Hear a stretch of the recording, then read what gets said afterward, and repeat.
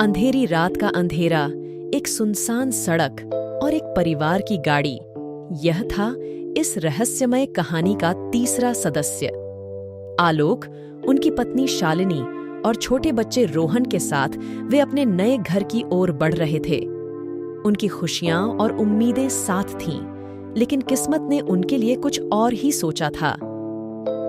गाड़ी ने एक छोटे से रास्ते का चयन किया, जिसे कोई पहले कभी नहीं देखा था। आलोक ने कहा, यह शॉर्टकट होगा, थोड़ा एडवेंचरस भी तो अच्छा है। मगर जैसे ही गाड़ी ने अंधेरी सड़क पर कदम रखा, अंदर कुछ अजीब होने लगा। रात का अंधेरा इतना गहरा था कि आलोक थोड़ा परेशान हो गए। तभी उनके सामने कुछ दिखा, एक छाया सा एक चेहरा जो उनको देख रहा था। आलोक ने ब्रेक मार दी और चेहरा गायब हो गया। शालिनी ने कहा, आलोक, क्या हुआ? कुछ देखा तुमने? आलोक ने हल्की मुस्कुराहट के साथ कहा, मुझे लगता है मेरा दिमाग चल रहा है। कुछ नहीं, चलो। गाड़ी फिर से चलने लगी, लेकिन रात का अंधेरा और बढ़ गया था। तभी अचानक गाड़ी रुक गई, बिल्कुल भी चेतावनी के बिना। आलोक ने स्टार्ट करने की कोशिश किया, लेकिन कुछ नहीं हुआ। शालिनी ने घबराकर पूछा, आलोक, क्या हुआ गाड़ी को? आलोक ने कहा, पता नहीं, कुछ तो गड़बड़ है। शालिनी ने कहा, कहीं गड़बड़ तो नहीं हुआ? गाड़ी के आसपास देखने के बावजूद कुछ नहीं दिखा। तभी उन्हें वही चेहरा फिर से दिखा, लेकिन अब वह हंसता हुआ नहीं, बल्कि डरावना था। और फिर उनके सामने कुछ दिखा, एक पुराना हवेली जो वहां कुछ देर पहले तक नहीं था। आलोक, शालिनी और रोहन ने हिम्मत जुटाई और हवेली की ओर बढ़े। हवेली के दरवाजे खुले हुए थे और अंदर से कुछ आवाजें आ रही थीं। अंदर जाने पर उन्हें एक पुरानी तस्वीर मिलती है, जिसमें वह चेहरा भी था, लेकिन अब वह एक परिवार के साथ था, हंसता हुआ। आलोक ने पूछा, तुम कौन हो और ये सब क्या है?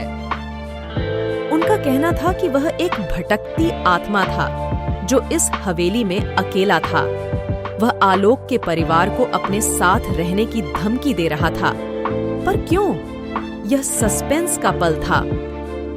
आलोक ने हिम्मत से कहा, हम यहाँ नहीं रुक सकते, हमें यहाँ से बाहर जाना होगा। लेकिन हवेली का माहौल कुछ और ही कह रहा था। डर, भय और पुराने राज। ये रात उनके लिए एक नया मोड़ लेकर आई थी।